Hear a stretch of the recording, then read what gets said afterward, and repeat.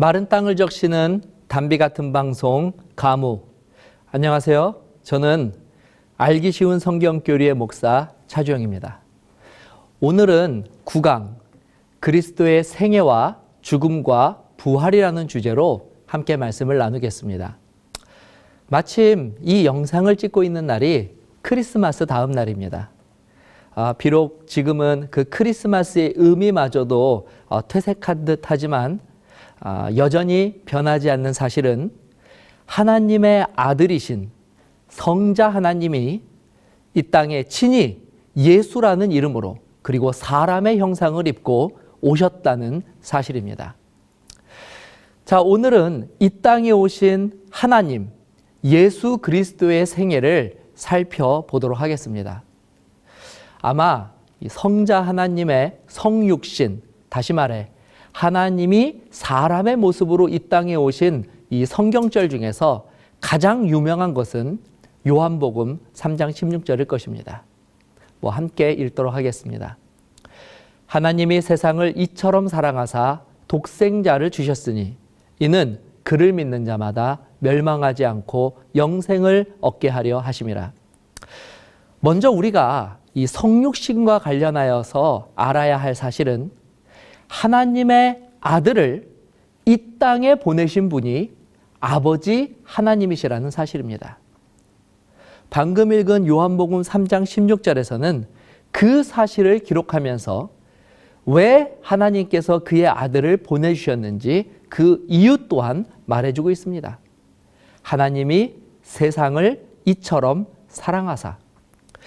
다시 말해 자신의 하나밖에 없는 아들을 이 땅에 보내신 아버지 하나님의 이유는 인류를, 다시 말해 저와 여러분을 사랑하시기 때문이라는 것입니다. 자, 사실 하나님이 인류를 사랑한다는 사실은 성경을 통하여 이미 계시가 된 내용입니다. 특히 인류가 하나님을 배반하여 범죄하였음에도 불구하고 하나님께서는 한결같이 사람들을 사랑하신다는 사실은 무척이나 놀랍고 큰 은혜가 아닐 수 없습니다. 요한일서 4장 8절의 말씀처럼 하나님은 하나님 자신이 바로 사랑 그 자체이기 때문에 바로 이와 같은 이유로 하나님이 우리를 사랑하실 수 있다는 것을 설명할 수 있는 것입니다. 자, 그렇다면 하나님께서 사람을 사랑하시는 것과 그리고 자신의 하나뿐인 아들을 세상에 보내신 것에는 어떤 의미가 있는 것일까요? 요한복음 3장 16절에는 그 이유를 또 다음과 같이 기록하고 있습니다. 이는 그를 믿는 자마다 멸망하지 않고 영생을 얻게 하려 하심이니라. 즉 하나님께서 인류를 사랑하셔서 그 아들을 보내신 이유는 멸망할 수밖에 없는 인류를 구원하시기 위함이라는 것입니다. 자, 정리하면 하나님이 인류를 구원할 목적으로 아들을 보내셨다. 그리고 그 아들이 인류를 구원할 유일한 방법, 열쇠, 해답이 된다고 하는 것을 오늘 이 성경절을 통하여 우리들에게 계시하여 주시는 것입니다. 자, 이와 같은 정리를 통해서 우리는 예수님께서 이 땅에 계시면서 다음과 같은 말씀을 하신 이유를 한 번 더 깨달아 알 수 있습니다. 요한복음 14장 6절입니다. 예수께서 이르시되 내가 곧 길이요 진리요 생명이니 나로 말미암지 않고는 아버지께로 올 자가 없느니라. 또한 이 베드로와 제자들이 복음을 예루살렘에 전할 때에 그들도 동일한 주장을 하였습니다. 사도행전 4장 12절입니다. 다른 이로서는 구원을 받을 수 없나니 천하 사람 중에 구원을 받을 만한 다른 이름을 우리에게 주신 일이 없음이라 하였더라. 자, 어떠신가요? 이제는 머릿속에 이 하나님의 사랑과 그리고 구원의 예수님의 관계가 정확하게 정리되셨을 것이라고 생각합니다.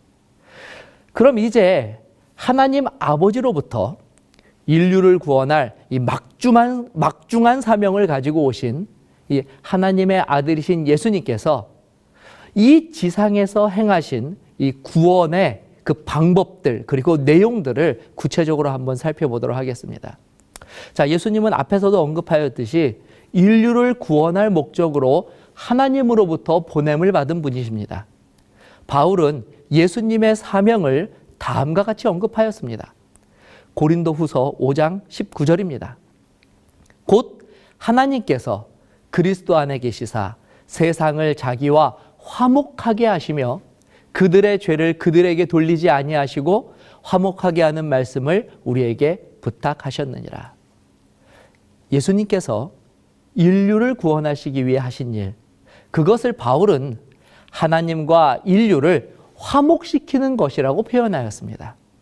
자, 여기서 우리가 주목할 것은 이 화목의 방향이 정해져 있다는 것입니다. 자, 우리가 일반적으로 누군가 관계가 깨지게 되면 둘 중에 한 명은 자신의 고집이나 실수를 인정함으로 상대방과 화해를 비로소 할 수 있습니다.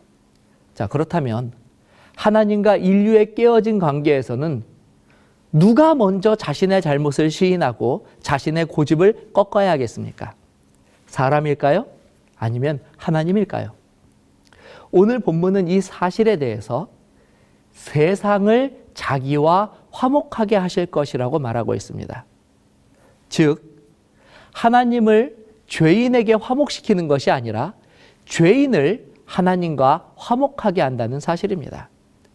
그리고 바로 이 과정에서 예수님께서 죄인을 다시 하나님께로 돌이키게 하는 중보자요, 구원자의 역할을 하고 계신다는 뜻입니다. 그리고 여기서 한 가지 더 주목해야 할 것은 현실에서 볼 때 범죄한 자들은 하나님이 아니라 저와 여러분, 즉 인류입니다. 그리고 그 죄의 값을 받아 멸망하게 되는 것도 죄인들인 바로 우리 자신입니다. 그래서 생각해 보면 오히려 범죄한 인류가 먼저 하나님께 자신의 죄를 시인하고 회개함으로 하나님과 다시 화평하기 위한 노력을 하여야 합니다. 그런데 놀라운 사실은 인류의 구원을 위하여 먼저 다가오시는 분, 그분은 바로 범죄한 사람이 아니라 하나님이시라는 사실입니다. 로마서 5장 10절입니다. 곧 우리가 원수 되었을 때에 그의 아들의 죽으심으로 말미암아 하나님과 화목하게 되었은즉 화목하게 된 자로서는 더욱 그의 살아나심으로 말미암아 구원을 받을 것이니라. 인류가 범죄하여 하나님과 원수 되었을 때에 이 문제를 해결할 능력도 심지어 마음도 없었던 것이 바로 죄 지은 인류였습니다. 그런데 반면에 하나님께서는 이 문제를 해결하시기 위하여 자신의 하나뿐인 독생자의 죽음마저도 희생하시기로 결심하시고 그리고 인류의 구원을 위해 먼저 다가와 주셨습니다. 우리는 이 놀라운 사실을 통틀어서 복음이라고 부릅니다. 범죄한 인류에게 이보다 더 벅차고 감사한 소식이 어디 있겠습니까? 바울은 이와 같은 하나님의 사랑의 결단과 또 은혜로 말미암아 비로소 하나님과 인류가 화목하게 될 수 있게 되었다고 선포합니다. 그런데 우리는 이 로마서 5장 10절에서 한 가지 더 흥미로운 사실을 발견할 수 있습니다. 우리가 읽었던 요한복음 3장 16절에서는 독생자를 주셨으니 라고 표현된 바로 이 부분이 이로 말미암아 인류가 멸망하지 않고 영생을 얻었다고 하였는데 바로 이 독생자를 주신 그 구체적인 방법과 의미를 이 로마서 5장 10절에서는 그의 아들의 죽으심이라고 설명하여 주신 것입니다. 다시 말해 하나님께서 독생자를 보내셔서 하나님과 인류를 화목케 하시기 위하여 그의 아들이신 예수 그리스도를 우리에게 보내주셨는데 그 보내주신 방법, 우리를 구원하기 위한 방법이 바로 아들의 생명을 인류를 위하여 희생하도록 하게 하셨다는 것입니다. 그리고 그 아들이 피 흘려 죽을 때에만 우리가 하나님과 비로소 화평하게 될 수 있다고 말하고 있습니다. 사실 언뜻 보기에는 무척이나 잔인하고 또 가슴 아픈 방법이 아닐 수 없습니다. 우리는 하나님이 비록 하나님께 범죄한 존재들이지만 이 말씀을 통하여 하나님께서 변함없이 우리를 사랑하시는 분이라는 것을 발견하였습니다. 하나님이 우리를 이 범죄하였음에도 불구하고 여전히 사랑하신다는 사실만으로도 사실 우리는 부끄러움을 느낍니다. 그런데 왜 하필 하나님께서는 자신의 하나밖에 없는 아들의 생명을 그것도 희생하는 방법으로 인류를 구원하도록 하신 것일까요? 분명한 사실은 그럼에도 불구하고 로마서 5장 10절에서는 단호하게 이와 같은 화평은 예수님의 죽으심으로만 가능하다고 선포하고 있습니다. 그리고 우리가 다 아는 바처럼 하나님의 아들로 오신 나사렛 예수께서는 억울한 재판을 통하여 십자가에 달리셔서 33살의 꽃다운 나이에 온갖 수모와 고초를 겪고 십자가 형벌의 끔찍한 고통 속에서 죽임을 당하셨습니다.